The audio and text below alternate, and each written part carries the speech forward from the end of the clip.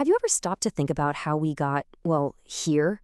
From tiny farming villages to the huge, complex world we live in today, it definitely didn't happen overnight. It was a complete revolution in how people lived. So let's dive in and take a look at the original blueprint for civilization. So, what's the magic ingredient? When does a big old town actually cross the line and become a civilization? It's not just about having a lot of people. As you're about to see, historians look for a very specific set of features. It's kind of like a recipe, and that's the big question we're going to tackle today. Everything starts with a spark, right? In this case, it was a few brilliant innovations in farming that kicked off this massive chain reaction, completely reshaping human society from the ground up.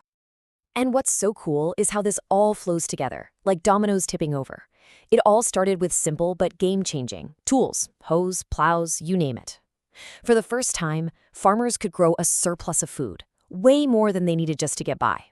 With extra food and better irrigation, while populations just exploded. And more people meant more brains working on new problems, which gave us incredible inventions like the wheel and the sail. Suddenly, you could trade with people miles away. And with trade came wealth and the beginnings of different social classes. So all of a sudden, life wasn't just about day-to-day survival anymore. It got complicated. You had rulers and priests, traders and craftspeople, and because everyone's life depended on a good harvest, people started looking to the heavens, worshiping gods they believed could protect their crops. A whole new social and spiritual world was being born right before their eyes. Now, all this new complexity wasn't just random chaos. It actually followed a pattern. Historians have nailed down 5 key features that show when a place has gone from being a simple town to a true civilization. Let's think of these as the essential ingredients. Just 5. And the really important thing to remember is that they're all connected. You can't really have one without the others. And here they are: advanced cities, specialized workers, complex institutions, record-keeping, and improved technology. This is basically the checklist. It's the framework that helps us understand the birth of all those great ancient societies we've heard about. So let's break down what each of these really means. Okay, so think about it. With all that extra food lying around, not everybody had to be a farmer anymore. This was huge. It freed people up to specialize, to get really good at one thing. They could become artisans, skilled workers making pottery, jewelry, or metal tools by hand.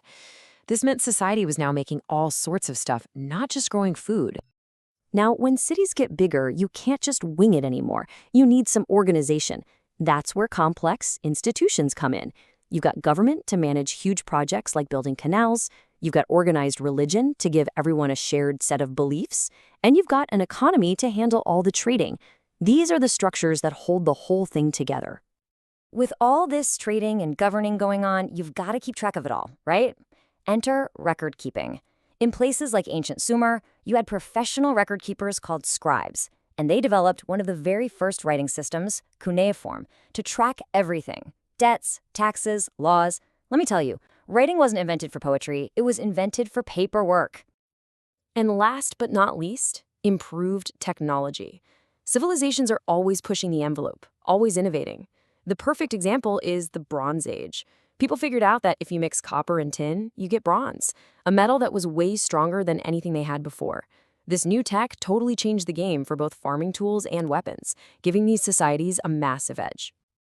All right, so we've got the theory down. We have our 5 features. But what did all this actually look like in the real world?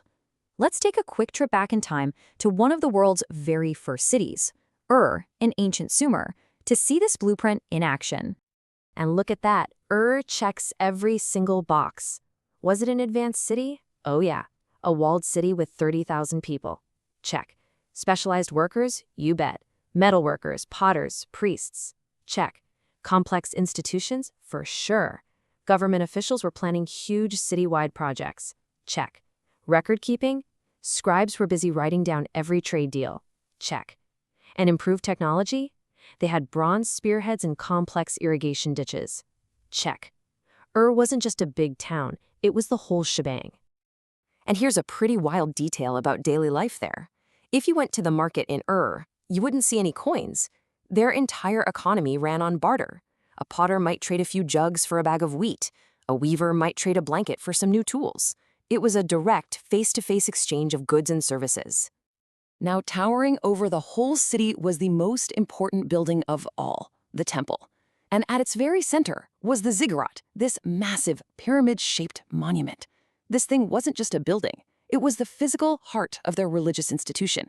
It's where priests held rituals that everyone in the city believed were absolutely essential for their survival. Okay, so we've taken a deep dive into the past. But why does this ancient blueprint still matter to us, sitting here today? Because that 5-point checklist, it never went away.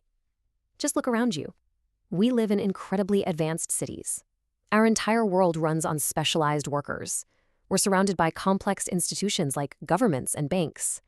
We are constantly keeping records of everything.